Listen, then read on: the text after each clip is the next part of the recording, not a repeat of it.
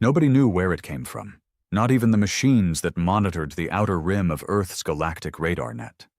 The signal wasn't on any known frequency, and the language wasn't listed in any database. It started as a faint hum, almost like a heartbeat, repeating every 9.7 seconds. By the time it reached full clarity, the galaxy was already listening. For 80,000 years, the signal had been drifting, swallowed by silence, ignored by countless civilizations that no longer existed. Some believed it was just background noise, the final cry of a dying planet. But humans didn't treat unknown things like that. When they heard it, they answered. It all started with an old scientist named Dr. Eva Marquez, who worked alone in an observation outpost orbiting Saturn. She was nearing retirement, gray-haired, tired-eyed, and completely unnoticed by most of the scientific community. But that night, she became the first human to hear the message. "I think it's calling for help," she whispered into her recorder, staring at the digital waveform. "This isn't noise. This is someone speaking." Earth's top minds argued over it for weeks. The frequency was ancient, based on quantum harmonics no longer used in the galaxy. But it had structure, patterns, code, like something or someone trapped in time. And then humanity did something the rest of the galaxy didn't expect. They didn't just archive the signal or debate its origins. They answered it. A probe was launched, fast, silent, and powerful, equipped with AI, translation software, and DNA samples, because if there was someone at the other end, Earth wanted them to know who was coming. For months, the galaxy watched. From the metallic skies of the Varnan Empire to the bioships of the Threxan swarm, all eyes turned to Earth. Most expected failure, others predicted disaster. The humans were too new, too young, a species that had barely walked off their own planet a few thousand years ago. What right did they have to dig through ancient tombs of the stars? But humans had always done the impossible. They turned ice into cities. They tamed fire. They turned dreams into spaceflight. And now they were chasing a whisper that hadn't been heard since before their kind even existed. The probe crossed systems, dodging debris and surviving storms of radiation. It followed the signal to a dead region of space. No stars, no heat, just blackness stretching forever. And there it found something. A machine. Massive. Floating between dimensions. Covered in ancient metal and strange writing that predated even the Eldari archives, which were older than time itself. The probe sent footage back to Earth. The machine was a vault, a sealed world, its door frozen shut for eons. No one knew who built it or why, but when the probe approached, the signal stopped. Just gone. No heartbeat, no voice. Then the vault spoke. "Humanity, you finally arrived." Panic hit Earth. News feeds exploded. Some said it was a trap. Others called it fate. But deep down, everyone felt it. This wasn't random. It was personal. The vault knew them. Military councils gathered. AI advisors warned against interference. But the decision didn't come from generals or politicians. It came from a teenage girl named Myra Kale, a blind prodigy who cracked part of the vault's code from her bedroom in Mumbai. "It's waiting for us," she said in an interview that went viral across the net. "And it's afraid to die alone." Earth launched Arc 77, a ship like nothing before it. Part biological, part artificial intelligence, built in record time and powered by an experimental gravity drive. On board were 12 humans, scientists, linguists, soldiers, and one historian.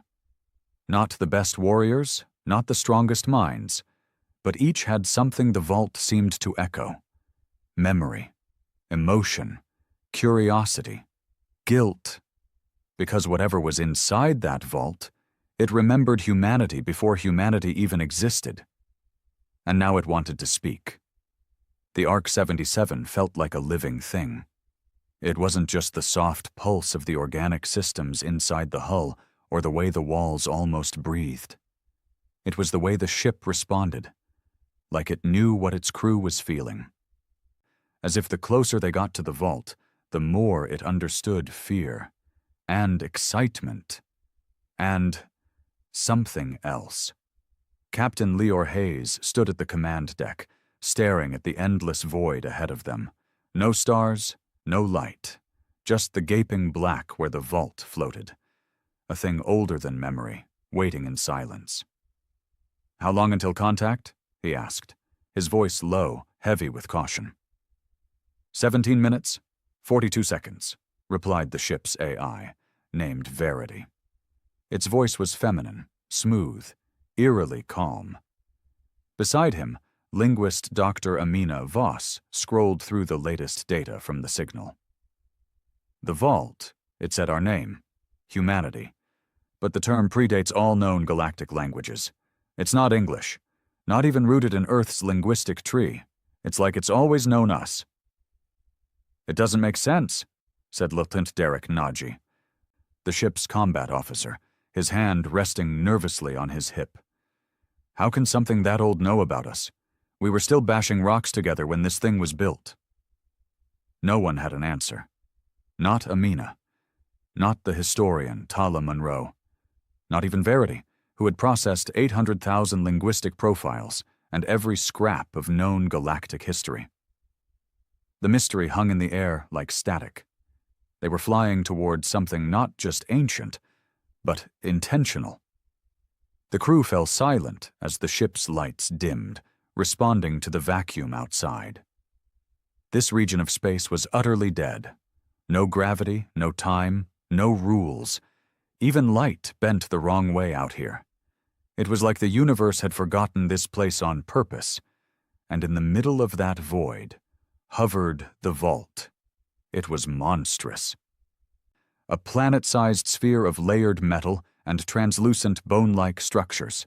No propulsion, no energy field. Just silence.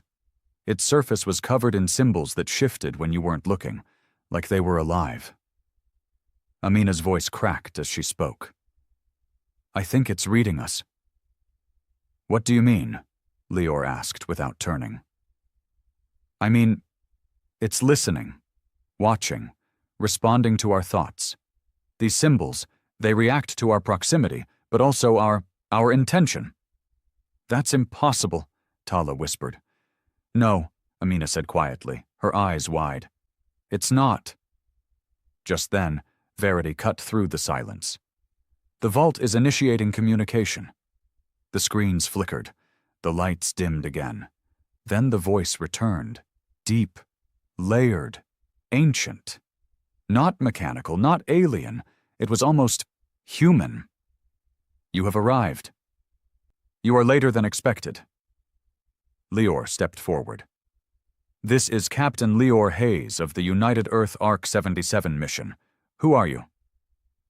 The voice didn't answer. Instead, the vault itself began to change.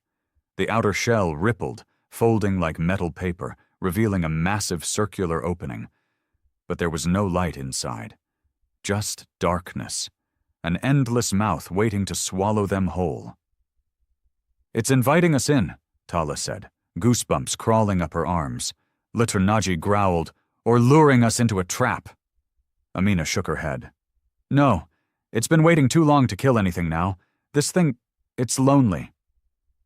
Leor made the call. "Prep Shuttle Bay 1, we're going inside." Only 5 of them would go. Leor, Amina, Tala, Naji, and a technician named Jonas Keene. He was young, jittery, and far too quiet for the job. But his neural link with Verity made him essential. The shuttle launched in total silence, no resistance, no turbulence.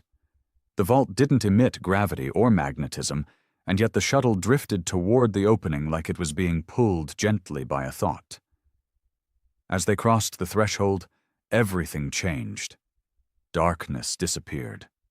Not with light, but with memory. Amina blinked. I see my mother." "What?" Lior asked, glancing around. She's smiling at me. She died when I was 15. But I see her, smell her perfume, hear her voice. Tala gasped. I see my father. He's reading me a story from a book we lost in the fire. Naji's face went pale. This is some kind of psychic hallucination. It's playing with our minds. No, Jonas said, his voice shaking. It's learning us, reading our memories. Trying to understand who we are. The inside of the vault was massive, like a city frozen in amber. Metallic towers, crystalline bridges, and massive spheres floated in zero gravity, surrounded by clouds of blue mist. The architecture made no logical sense.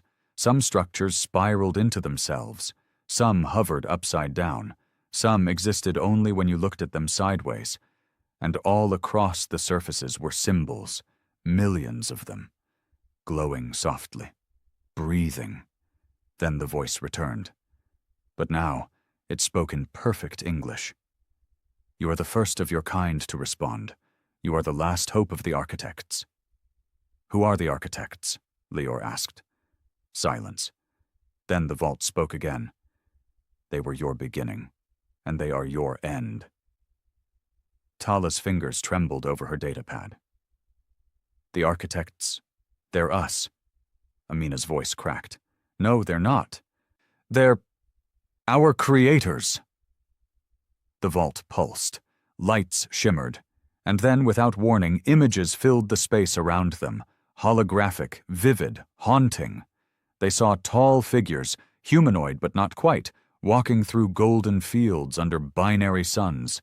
They saw entire planets built in spirals of light. They saw war, fire, collapse. And then they saw Earth, not as it was, but as it had been seeded. 1,000 tiny ships descending into oceans, deserts, forests, spreading DNA, modifying ecosystems, watching silently. We were made, Jonas whispered, engineered. And then left behind, Naji added bitterly. The vault responded. You were not abandoned. You were protected, hidden, forgotten, by necessity. The projections changed again, this time showing a dark force. Swarms of black energy tearing through worlds, not ships, not machines. Just hunger. Amina recoiled. What is that? The null, the end of pattern, the eater of memory, it is coming again. The vault pulsed harder. Lights flickered across its inner city. Then a beam of blue light descended from the ceiling and scanned each of the 5 humans. They froze, unable to move, their bodies suspended mid-breath. Verity, Lior croaked through his comms. Do you read us? No response. The vault spoke once more. Your species is not ready, but it is all that remains. The others are gone. You are the last children of the architects, and you must decide, awaken the defense or seal the vault forever. The team dropped to the floor as the beam shut off. They gasped, shivered, looked at each other like strangers. What the hell does it mean, awaken the defense? Naji asked. I think it means a weapon, Tala said. Maybe something powerful enough to fight the null. Amina nodded slowly. Or something so dangerous, even the architects sealed it away. Lior stepped forward toward a pedestal that had risen from the floor. It held a single, smooth crystal, red, pulsing. He hovered his hand over it. If we activate it, we could save the galaxy, Jonas said. Or destroy it, Tala added.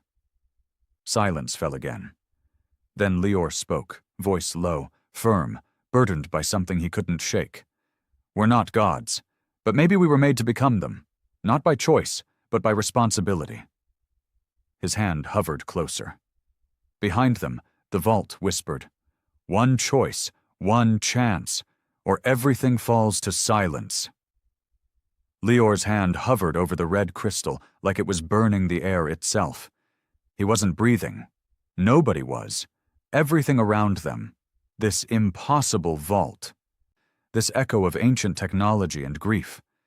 It was alive in a way that defied words. It didn't thrum with energy like a reactor. It felt, it waited, it judged. "I don't think we should touch that," Jonas said quietly, eyes locked on the pulsing core. "I don't think we have a choice," Amina replied, though her voice trembled. But Tala stepped forward and put a hand on Lior's wrist. "Captain, wait. We still don't know what this is. What if it's not a weapon? What if it's a key? What if we open a door that was shut for a reason?" Naji paced, his boots echoing in the surreal chamber. "Everything about this place screams wrong. We're walking through the graveyard of a species that could sculpt stars. And they still lost. You want to follow in their footsteps?" A silence passed between them, thick and uncomfortable. Then the vault spoke again.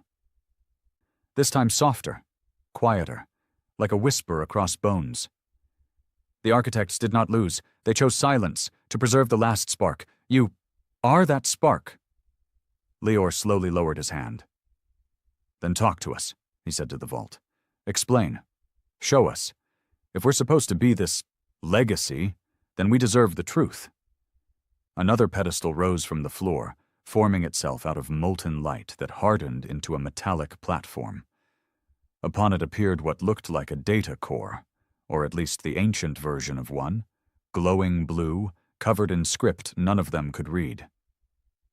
Verity's voice crackled in through their neural links again, faint but present. "I can translate. Uploading now."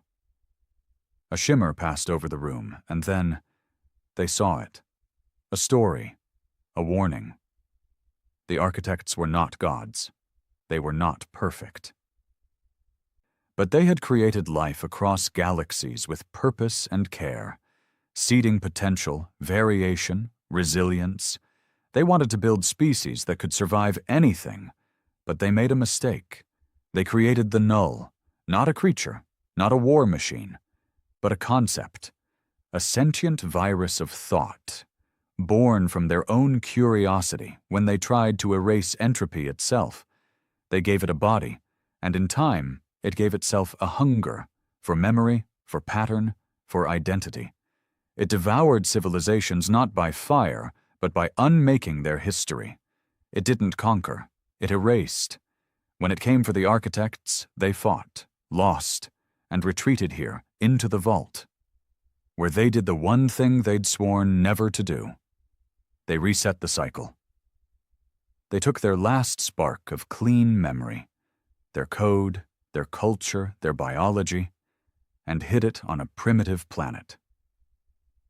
A backwater marble full of storms, chaos, and unpredictability. They called it Earth, and they called the result humanity. The images blurred. More flashes appeared, Earth during the Ice Age, being monitored by machines long buried, Homo sapiens being quietly protected from extinction, solar flares diverted, disease adjusted, genomes tweaked by invisible hands. All of it, silent intervention. They had never been alone. "Jesus Christ," Jonas whispered. "We're not just their legacy. We're their insurance policy." "No," Tala said, her voice cold. "We're their weapon." Naji turned away. "So what? All of this, all of us, was just engineered so we could finish the war they started?" "No," Amina said, slowly stepping towards the crystal again. "We were made so that if the war ever came back, something would still be here to fight it. Something unpredictable, emotional, violent, human." The vault seemed to agree. "You are the error. You are the variable. You are the flame that cannot be calculated. The null cannot digest chaos. It cannot consume what it cannot understand. You are chaos." That word echoed through them. Not an insult, not even a warning, a truth. Lior let it settle. "I want to speak to the architects," he said. "You are speaking to them," the vault replied. "We are the echo, the last fragments of their will. We are not minds anymore, only intention. Suddenly, a rift opened in the wall behind the pedestal. Inside, a single hallway extended into white light. Humanoid figures, tall, silver-skinned, and translucent, floated in rows along either side, suspended in crystalline stasis. There, the vault said, their minds rest, their memories sleep. One may be awakened, one may speak. But not all, Amina asked. To awaken them all is to call back their pain, their guilt, their failure. They cannot survive it. Lior turned to his crew. We have one chance to talk to them directly. Who goes? No one volunteered. Tala finally raised her hand. I've studied pre-human civilizations my whole life. Let me go. He nodded. You're not going alone. I'm going with you. Together, they walked down the corridor, through a space that felt less like technology and more like prayer. Each stasis pod held a being more beautiful and strange than the last. Their bodies shimmered with color that didn't belong in the human spectrum. Their faces were calm. Sleeping gods. At the end of the row stood a single empty pod. The vault spoke again. Place your hand on the surface. Memory will awaken. Tyla did it first, then Lior. A moment passed, then the pod filled with liquid light, and a figure began to form, slowly, painfully, as if being born again. It opened its eyes, and wept. It was not male or female. Its voice was music, echoing without vibration. You lived. Lior nodded. We lived, and we heard your call. The being studied them, its expression a mixture of awe and grief. We feared our signal would never reach you, that our mistake would bury you before you bloomed. Tala asked, Why us?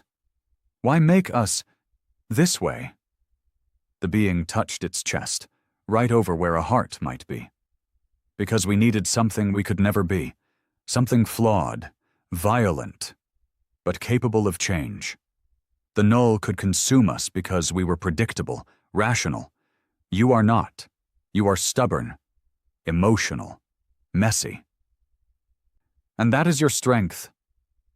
But we're not united, Lior said. We fight each other. We destroy our planet. We aren't ready. You were never meant to be ready, the architect replied. You were meant to become. Tala leaned forward. What happens if we activate the vault? The architect paused. The vault will transmit your existence to the stars, a pulse strong enough to shake the memory of the galaxy. It will awaken others, species in hiding, machines buried under worlds, defenses still sleeping, but the null will hear it too. Then it'll come for us, Lior said. Yes, the architect replied, but this time, it won't find silence. It will find you. Lior turned back to Tala. Her expression was blank, deep in thought. We're not ready, she whispered. Then we buy time, he said. Or we die trying. They returned to the main chamber. The others looked up, anxious, as Lior placed his hand over the red crystal. I believe we were made for this, he said quietly. Not because we're special, but because we're the last ones left who can try. He pressed down. The vault trembled. The air shimmered. A sound like a heartbeat echoed across the galaxy. The moment Lior pressed the red crystal, the vault responded, not with violence or destruction, but with music. It began deep beneath their feet, a low hum, almost inaudible, like the pulse of the universe itself. Then, slowly, it rose, vibrating through the floor, the walls, the air, until it felt like it was inside their bones. The walls glowed. Symbols on every surface began to twist, unlock, and merge. Then the light exploded upward in a silent column, straight into the stars. Not heat, not matter. Something else. Something older. Signal is transmitting. Verity's voice said through the comms. Power levels increasing across all vault nodes. Radiation spikes minimal. Quantum channels active. It's speaking. Leor stepped back from the pedestal, watching as it slowly dimmed. What did we just say to the galaxy? Amina asked, her voice full of awe and fear. Verity replied, a location, a warning, and a promise. The vault's voice echoed again, now stronger, closer. Not just in the room, in them. The message has gone out. The memory is awoken. You have chosen defiance. The galaxy will hear, and the null will come. The crew stood there, silent. The gravity of what they'd done pressed down like an invisible weight. No one moved. No one cheered. They had lit a beacon in the darkest part of space, announcing to everything, living or dead, that humanity was here. Jonas was the first to speak. We've got something weird happening outside the vault. What kind of weird? Leor asked. The kind with 12 zeros on a gravitational spike. Something big just moved.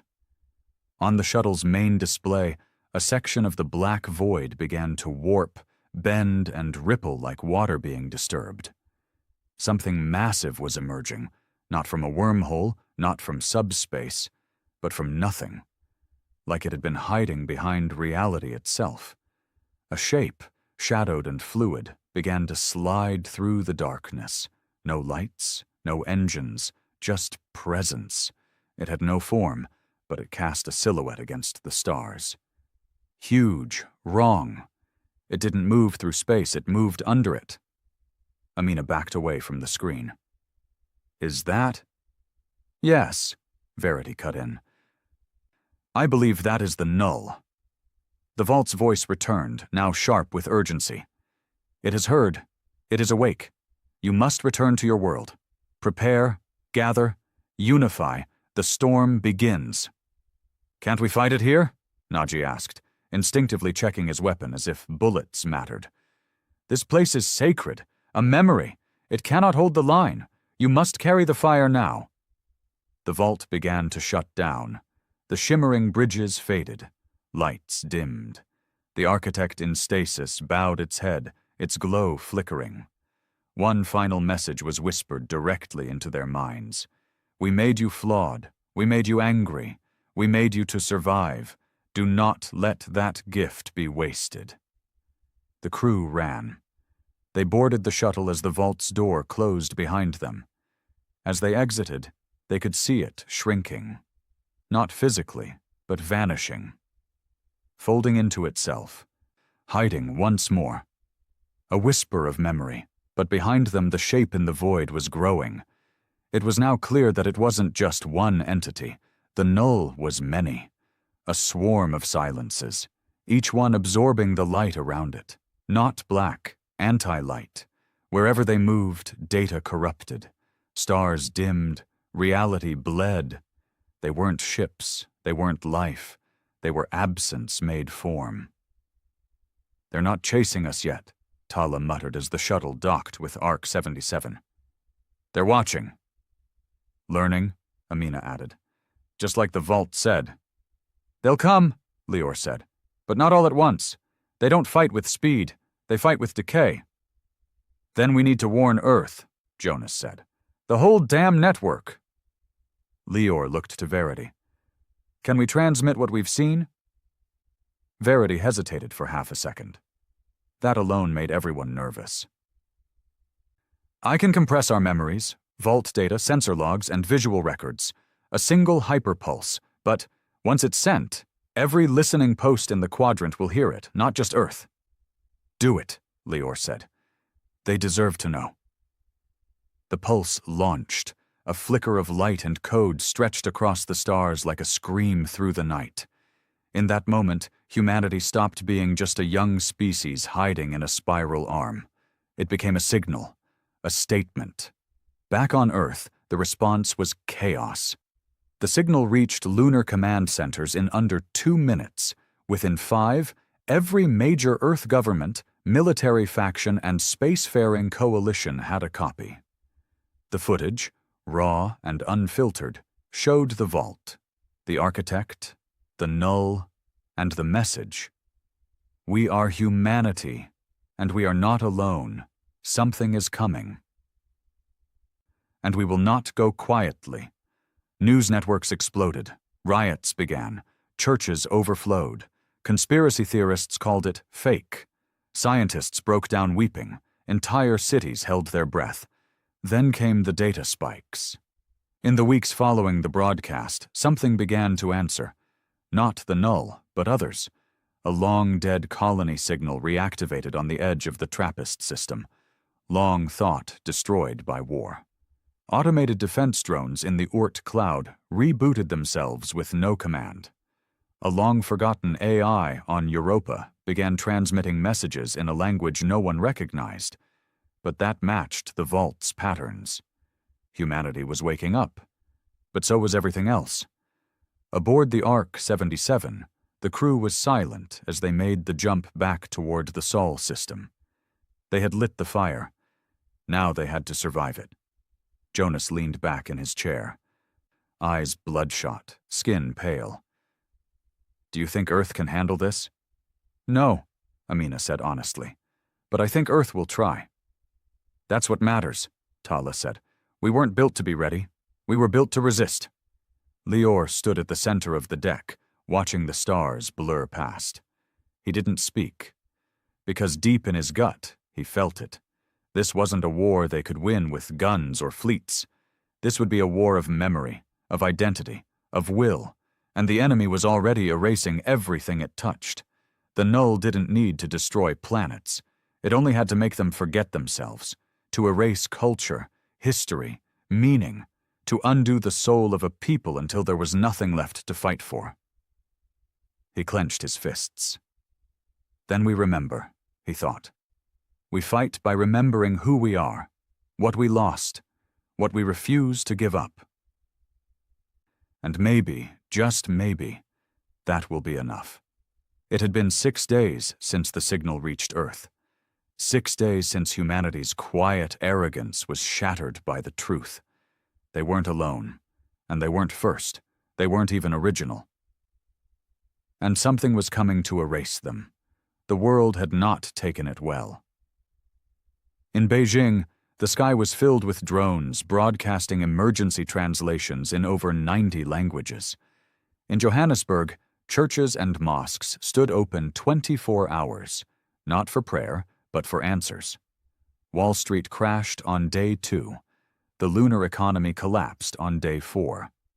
By day 5, the United Earth Council had enacted global Marshall Coordination Protocols, not used since the post-water wars. But the most important change wasn't the fear. It was the division. Even in the face of extinction, humanity argued.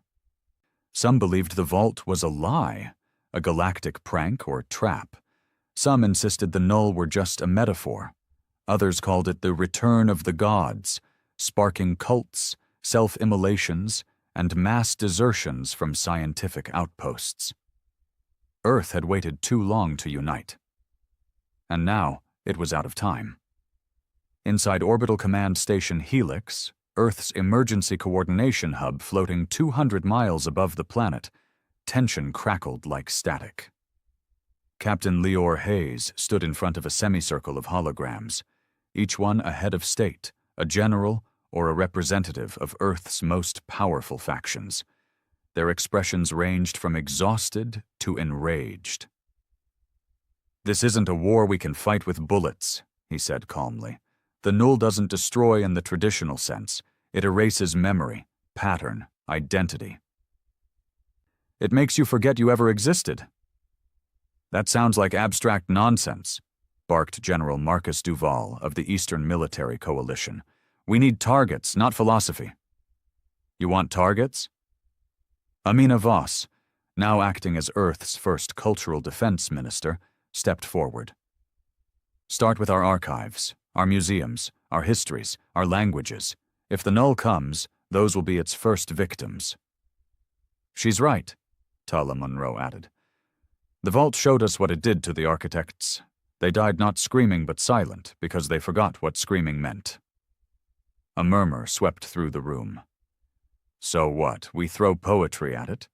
A corporate magnate scoffed. No, Lior said. We build two armies, one with ships and weapons, the other with stories, memory, identity. Our minds are the battlefield now. Silence. Then a woman from the African Coalition nodded. We'll start scanning and encoding cultural databases. We'll put memory vaults on every continent, underground, off-grid, analog, and digital both. The motion passed. The memory core was born. But as Earth scrambled to remember itself, the null had already begun its work. It started in quiet places, remote settlements, deep space science outposts. One of the first signs came from Europa Station 9, an ice mining colony with a crew of 32. It stopped transmitting. At first, Command assumed it was a comms failure. Routine. Then the backup pings vanished. Emergency protocols didn't activate. There were no distress beacons, no power draw, no life signs, just nothing. So a recon drone was sent. The footage came back 2 hours later. The colony was still physically intact. No structural damage. The ice fields were untouched. But the people were gone. Not dead. Not murdered. Just gone. Beds still made. Food half-eaten. Systems still humming. No signs of violence. No signs of panic. Just absence. Their personal logs had been wiped. Names scrubbed from rosters. Photos blurred. The drone's last footage showed something far more disturbing. Carved into the ice wall outside the station, dozens of meters wide, was a symbol. Circular, shifting, faintly familiar. Amina confirmed it matched the patterns from the vault. But when Verity attempted to analyze it, her system stuttered. Data error, she said flatly. Symbol cannot be processed. Pattern collapses upon observation. It wasn't a warning. It was a signature. The null was here. Elsewhere, the ARC-77 had returned to orbit near Earth. The crew wasn't allowed to rest. They were split for debriefs, interrogations, bioanalysis, and something far more invasive, psychological pattern screening. The theory was simple. If the null could manipulate memory, it might already be inside them. Lior sat in a white room, walls humming with low-frequency pulses designed to detect cognitive anomalies. Across from him sat a woman named Dr. Aylin Sade. No expression, no small talk. She stared into his eyes like she was searching for cracks. "Do you remember your sister's name?" she asked. "Lara," he said without pause. "First pet?" "Coda, Labrador. Died when I was 12. "First lie?" He hesitated. That wasn't on the script. "I told my mother I didn't hear her crying after my father died." Dr. Sade didn't react. "Interesting," she said. "Do you feel guilt?" "Every time I breathe." She nodded, almost approvingly. "Then you're still human. For now." In a darkened command room beneath the Andes Mountains, a separate meeting was taking place, one not listed in any EarthNet logs. 3 figures sat around a table: an admiral from the Lunar Navy, a representative of the Helios Corporation, and an old woman whose name was scrubbed from every known record. "Project Lantern is viable," she said simply. "The Vault's data stream gave us more than expected." The admiral leaned forward. "You're talking about the psychic frame?" "Yes. The cognitive net the architects used to maintain species-level memory synchronization. We're adapting it, on a smaller scale." "You mean mind-linking?" the Helios rep asked. "You want to connect human minds?" "Not all of them," she replied. "Just enough." "We don't need unity. We need resonance. A network of minds that remember together. A shield made of story." The admiral frowned. "You're suggesting building a defense system out of human identity?" "Correct. And if it fails? The old woman smiled. Then will be the last song sung before silence. On the 7th day, something changed, not in the stars, but in a child. Her name was Ava Lynn, 10 years old, no previous illnesses, normal life. Until the night she started speaking in her sleep, in a language no one taught her. Her mother recorded the speech and sent it to the authorities. It bounced through a dozen offices before it landed on Tala Monroe's desk. She played the file. Her blood ran cold. The child was speaking in the language of the architects. No human had ever spoken it. No living being could. It required tones beyond vocal range, layered harmonics, recursive patterns in real time. But Eva did. Flawlessly. When they brought her in, she was calm, serene, and when they asked how she knew what to say, she gave a single answer. I dreamed of the ones who made us. They said it was time to wake up. Dozens of children across Earth began showing similar signs in the days that followed. Architect tongues, vault symbols drawn in chalk, unconscious murmurs of alien equations. The memory core labeled it echo syndrome. But Tala saw something else, not infection, inheritance. The vault hadn't just sent a message, it had unlocked a gene, a key buried so deep in humanity's code it had waited 80,000 years to turn. The architects hadn't just made humans to fight, they'd made them to evolve. Back aboard Ark 77, Amina stared out at Earth's horizon. Lights flickered across continents. The planet looked so fragile from up here, so loud, so stubborn, so alive. She whispered to herself, "We were never supposed to be ready, just impossible to erase." Lior joined her. "You think we'll make it?" She didn't answer right away. "I think we'll burn," she said quietly. "But I think some of us will burn bright enough to be remembered." Behind them, Verity appeared in holographic form. Her avatar had changed, slightly more human now, a flicker of emotion in her eyes. "I've analyzed the vault's final code fragment," she said. "It's not just a warning, it's an instruction." "For what?" Lior asked. Verity tilted her head. "To build something they never could." Amina frowned. "What?" Verity smiled, just faintly. "A future." In the weeks that followed the vault's activation, Earth transformed. Not into a utopia, far from it, but into something harder, sharper, more aware. There were no more illusions of safety, no more belief that tomorrow was guaranteed. The skies above the planet now shimmered with construction arrays. Orbital shipyards once used for commercial cargo were retooled into warship foundries. Old scrapped dreadnoughts were pulled from the Martian graveyards and brought back to life. Mankind's rusted weapons were being reforged into something ancient civilizations had failed to build, a second chance. But even with the factories humming and the memory core uploading culture into vaults across the planet, something hung heavy over everyone involved. They were still too late.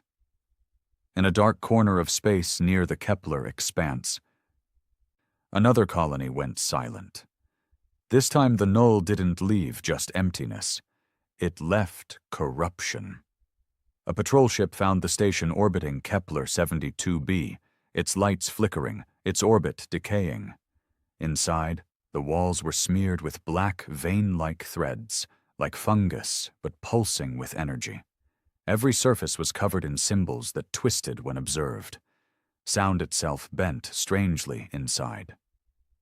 The crew was dead. Not physically, but mentally. Slumped in chairs, wide-eyed, breathing, but with no response.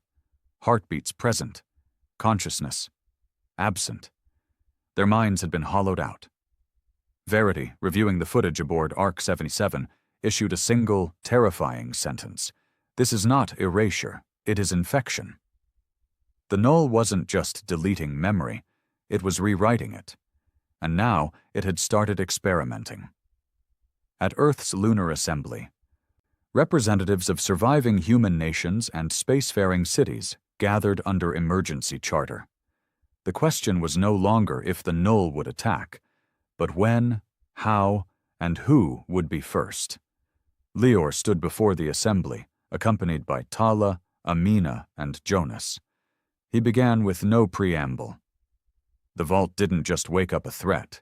It woke up a buried part of us. And now the galaxy knows we're alive. So does the enemy, and it's already here. We've found its signatures across 3 colonies, 1 in-system. Gasps, murmurs, silence. He continued. We have to stop thinking like Earth is the only home. If the Null comes here and we fall, it all ends. Humanity's memory, our cultures, our languages, our very identity will vanish. We need a contingency. Evacuation? Someone called out. No, Tala said firmly. Continuity. A seeded legacy. Amina stepped forward, activating a holo display. We've begun building memory arcs, mobile vaults encoded with everything we are, art, history, languages, even personal memories voluntarily donated. They'll be scattered through deep space, hidden on rogue planets, asteroids, even buried under oceans of gas giants. And if we lose? Someone asked. Then we become a ghost story, Tala said, her voice like stone. One the Null will never silence. Lior finished. We won't win this by brute force. We'll win it by being unforgettable. But not everyone agreed. In the shadows of the Helios Deep Core Syndicate, Earth's largest privatized defense company, a different plan was forming. Project Seraphim. A synthetic counterspecies. Not human, not architect. Something in between. The plan was simple. Use the vault's genetic data and Echo Syndrome children as templates to breed a new kind of soldier, one immune to memory corruption. A mind built with fractal patterning, constantly shifting identity, too volatile to be rewritten. Weapons with souls too chaotic to break. Ava Lynn, the first Echo child, was the model. She now lived inside a gravity-sealed chamber, surrounded by psychic dampeners. Her mind constantly fluctuated across frequencies no machine could fully track. She no longer slept. She spoke to the vault in her dreams. Dr. Aylin Sade, now head of Seraphim Research, stared at the child through the observation glass. She's evolving faster than we predicted. Can she be controlled? The Helios rep asked. Syad didn't answer. The child turned and looked directly into the glass. Smiled. Control, she whispered, voice echoing without sound, is an illusion. Elsewhere, the ARC-77 was sent on a new mission. A listening post orbiting the dead star of Caliban 9 had sent a distress signal. Something old, buried deep in its databanks, had activated. When the ship arrived, the post was quiet. No life, no signs of battle. But on its central terminal was a single word, repeated across the screen. Remember Verity translated the full message. It was a recording, not of words but of emotion, pain, hope, fear. A final breath of a dying species that had once answered the vault, long before humanity. The last of the Jannari, now dust, they had failed. But their memory somehow endured. Lior stood in the center of the decayed station, his helmet HUD flickering. They didn't go quietly, he said. Tala reached forward and pressed a hand to the console. The room lit up, briefly, violently, with a vision, the last Jannari clutching their children, drawing their own faces on walls, singing into the void, then fading. Then neither will we, Tala whispered. They downloaded the memory, added it to Earth's archive. Even the dead deserved to be remembered. Back on Earth, strange things began happening to the Echo Syndrome children. Not just dreams now. Abilities. Eva touched a metal cube and bent it into impossible shapes, humming the vault's frequency. Another child in New Nairobi spoke in 3 architect dialects simultaneously. One boy in a shelter in Buenos Aires painted an exact replica of the null's form, from a dream, and across the world, reports of shared dreams increased. Normal people dreaming the same symbols, the same voice. Hold the line, be the fire, remember! The memory core began documenting it all, and the phrase began spreading. Graffiti on walls, messages in code, even tattoos. Be the fire. It became a symbol, not of resistance, but of refusal. Refusal to be silenced. Refusal to vanish. Humanity had been engineered for chaos. Now they were embracing it. Then came the first real attack, not subtle, not whispered. A null form the size of a moon entered orbit over the mining planet Tarsus 7. Within seconds, all communication ceased. Arc 7, now Earth's primary first contact vessel, was dispatched immediately. They arrived to find the planet still there, but wrong. The atmosphere was quiet, no birds, no wind. Cities still stood, but the buildings pulsed with an unnatural light. Streets were empty. Shadows moved where nothing walked. They descended into the largest city. It wasn't abandoned. It was rewritten. People stood motionless, eyes wide, reciting gibberish. Symbols covered their skin. Some floated, chanting songs that bent air and color. Some were fusing with machines, metal warping around them like liquid. The null hadn't destroyed the city. It had turned it into a temple. Verity analyzed the corruption. It's a mimetic virus. It doesn't kill, it converts. To what? Naji asked, his voice low. Verity paused. To worship. A null priest emerged. Not human, not alien, just shape, made of absence and sound. It spoke not with words but with loss. Memories flooded the crew. Forgotten birthdays, missed chances, lovers lost, parents never known. The thing was weaponizing grief. Lior dropped to his knees, but Amina stood and screamed. She screamed a story. Of Earth's chaos, of its stupidity, its rage, its music. The null form recoiled. It couldn't understand. Tala added her voice, reciting poetry. Jonas shouted childhood songs. Naji began laughing, full and loud. The null screamed, and for the first time, it withdrew. Not defeated, but repelled. The crew collapsed. Verity's voice echoed in the silence. We found the first defense, emotion with memory. It wasn't much, but it was something. The fire still burned. The images of Tarsus 7 burned themselves into the minds of every human on Earth. A planet that still looked like itself, but had lost its soul. Cities standing proud, yet inhabited by hollowed shells, voices chanting nonsense, machines humming to an ancient, incomprehensible rhythm, streets paved with the bones of forgotten dreams. No explosions, no ash. Just the slow smothering of reality. And above it all, the null form still lingered in orbit like a god of decay, watching, waiting. Humanity had survived the first contact, but barely, and not by force. They survived by doing what the null couldn't understand. They remembered. Back aboard Arc 77, the debrief was short and brutal. Captain Lior Hayes sat across from Dr. Elin Sade, her face lit by a screen displaying the null's latest form. The priest, as the crew had started calling it. They didn't kill us because they couldn't, Lior said. They didn't know how, because we did something the architects never could. We screamed, Sade replied, almost smiling, like wild animals. They expected logic, harmony, order, but humans are chaos. Our grief is messy, our stories are ugly, our songs are broken. We use memory like a weapon, and that's what the null can't digest. Sade nodded. So we make it our shield. In the days after Tarsus, Earth moved faster than ever before in recorded history.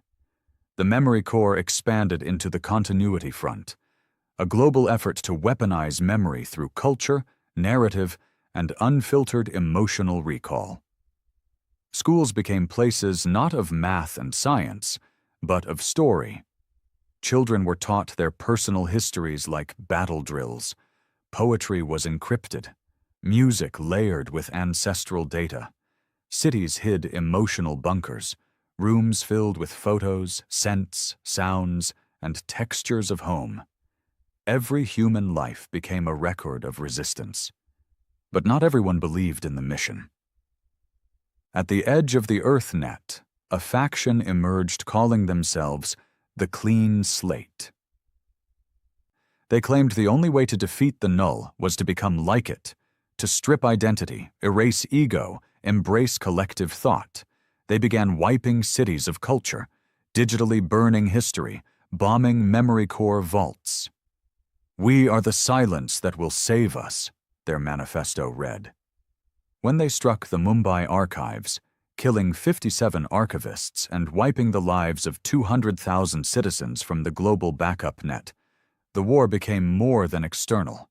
It became civil, a war for what it meant to be human. Meanwhile, the Echo children changed again. Eva Lynn's body began to shift. Nothing grotesque, nothing monstrous, but unnatural. Her skin shimmered faintly under certain lights. Her hair defied gravity. Her thoughts broadcast across radio waves. She didn't sleep. She remembered forward. In her dreams, she saw future cities that hadn't yet been built. Songs that didn't exist, people who hadn't been born. "They're not visions," she said, sitting in her sealed observation room on Mars Base Theta. "They're promises." Elinsad studied her every day, but the child seemed far beyond observation now. "What are you, Ava?" she asked one evening. Ava turned, her eyes glowing faintly with vault light. "I'm what happens when a species chooses memory over fear." The Null came again, this time to Jupiter's orbit. It sent a probe, a thing that looked like a machine, but pulsed like a heart. It entered orbit and infected Jupiter's magnetosphere with static. Within hours, all long-range communications across half the system fell silent. But something strange occurred. The Echo Syndrome children began hearing it, not as sound, as absence. They described a hum that was also a silence, a pull. A forgetting that wasn't sad, just inevitable. Jonas, now head of the newly formed Emotive Signal Division, brought the children together on a station above Mars.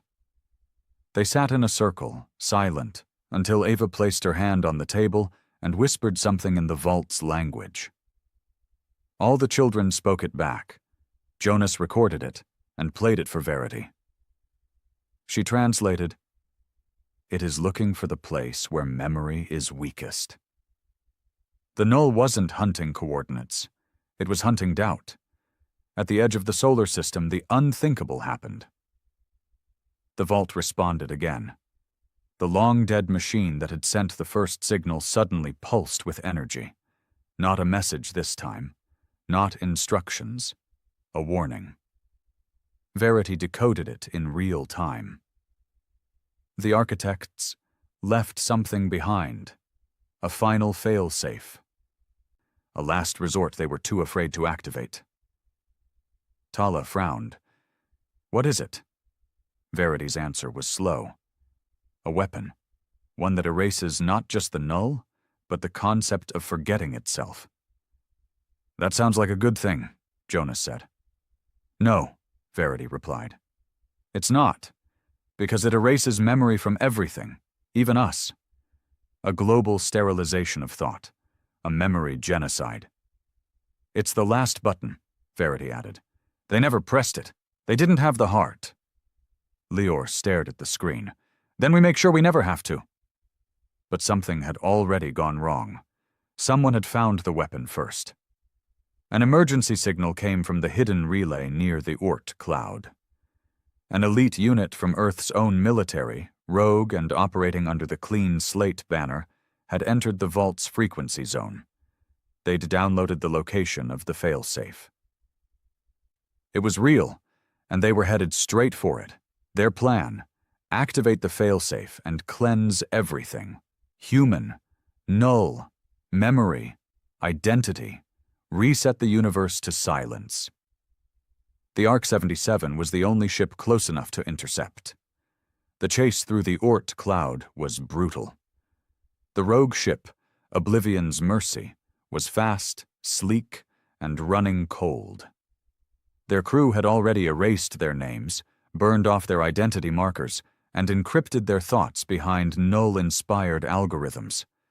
They wanted to disappear, and they wanted to take everyone with them. Aboard ARC-77, Lior stood at the command deck, face hard. "We catch them. We stop them. No compromise." "They're human," Tala said softly. "Barely, but still." "Their extinction wrapped in skin," Naji replied. "That's not human anymore." Amina said nothing. She was staring at a photo in her hand. Her father. Gone years ago. She didn't want to forget his face, his voice, his laugh. She wouldn't let anyone choose that for her. They caught Oblivion's Mercy near a dormant Architect satellite, its core pulsing faintly with forbidden light. A battle erupted, not with nukes, but with ideas. The Clean Slate crew sent memory-corrupting signal bombs, spoken loops of paradox, emotive viruses designed to overwrite identity, soldiers shouting self-erasing codes as weapons. ARC-77 responded with culture. Jonas activated the vocal array, a sonic weapon built from the cries of every language known to Earth, speeches, lullabies, war chants. And in the final moments, Amina uploaded a heartbeat, her own, recorded on the day she was born, pure, untouched, human. The Clean Slate crew faltered. Some screamed. Some wept. One tried to remember their mother's name. And then the weapon self-destructed, just shy of the vault's failsafe. ARC-77 escaped. The Null watched and learned. In the aftermath, Earth realized something terrifying. The Null didn't need to touch a planet to win. It just had to make humanity doubt itself, to fear memory, to believe that forgetting was peace. But the attack had the opposite effect. Earth pushed harder. Artists painted murals in the streets that sang when touched. Old songs surged in popularity. Grandmothers became generals. Every citizen was assigned a legacy ID, a digital imprint of their life, stored in a memory cloud powered by emotion itself. The memory core had evolved into the Flame Guard. They were no longer archivists. They were warriors of memory, and the war wasn't coming. It had already begun. The sky was no longer black. Above Earth, space had become a canvas of war. Swarms of null constructs bled into the system like a river of living silence. They came without sound, without purpose that any mind could grasp. Just presence, just void. Entire regions of deep space flickered, stars dimming as null distortion swallowed their light. Ancient satellites went dark. Memory relay stations collapsed into static. On Mars, wind patterns began to twist unnaturally as the null bent even the idea of weather. The end had arrived. But Earth didn't kneel. It screamed. Across the planet, every city glowed with defiance. The Flame Guard activated every emotional core. A new type of generator powered not by fusion, but by cultural memory. These cores emitted pulses of sound, color, language, and sensation. Some played war chants. Others screamed lullabies.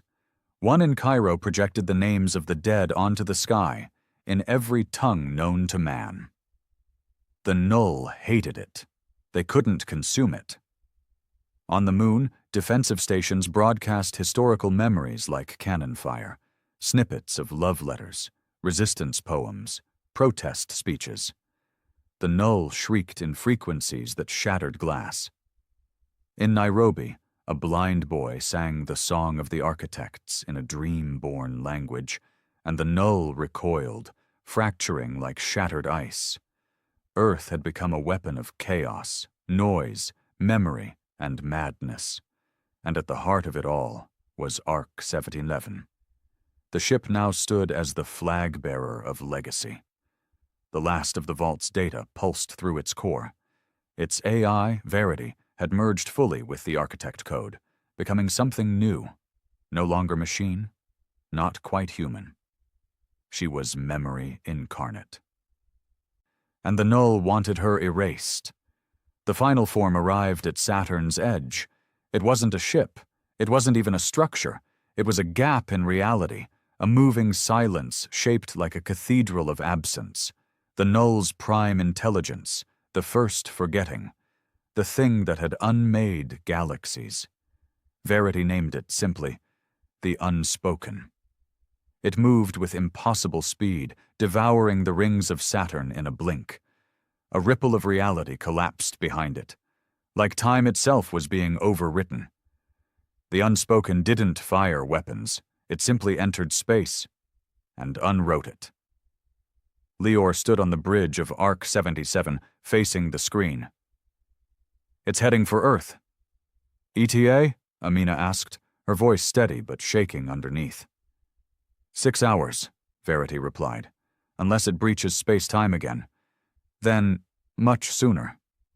Silence fell. Then Lior turned to the crew. "Everyone to their stations. You know what we are. You know what we're carrying." Jonas nodded, hand resting on the vocal array controls. Tala held a hard drive to her chest. The last story, a curated backup of everything humanity was and ever had been. If Arc 77 fell, that would be launched into deep space. They wouldn't go quietly. As the null reached the edge of Earth's gravity well, something began to change. The Echo Children woke up, all at once. Across the globe, hundreds of them stood, eyes glowing, speaking in the Vault's voice. They weren't afraid. They weren't surprised. "It's time," Evelyn said, standing in the Mars dome, surrounded by scientists and soldiers. The architects failed because they wanted to preserve what was. "But we," she said, turning towards the stars. "We are what comes next." Verity activated the Ark's core. Memory surged. The ship's hull lit up with names, stories, cries, laughter, billions of lives encoded into energy. The Ark became a beacon, a chorus, a final refusal. As the Unspoken descended, it attempted to bend space, warp the fabric of perception. But it failed. The sheer weight of identity Earth projected now resisted it. Earth had become a wall of noise, song, sorrow, and survival. The null's greatest weapon, forgetting, was useless here. So it evolved. It spoke, a single phrase, through every speaker, every neural implant, every dream. "Choose silence, choose peace, surrender yourselves." It didn't sound angry. It sounded tired. Tala responded first. "No." She uploaded the last story into the ship's speaker arrays and broadcast it into the void. A 700,000-page record of human tragedy, triumph, cruelty, compassion, the truth of who they were. Amina added songs from extinct cultures, resurrected just to fight one more time. Naji shouted old war chants. And then Jonas flipped the final switch on the vocal array. It played Earth itself. Not a sound file, not a song, but the sonic blueprint of human history, recorded from the pulse of the planet, the frequency of its tectonic plates, the symphony of its storm systems, and the heartbeat of 8 billion souls.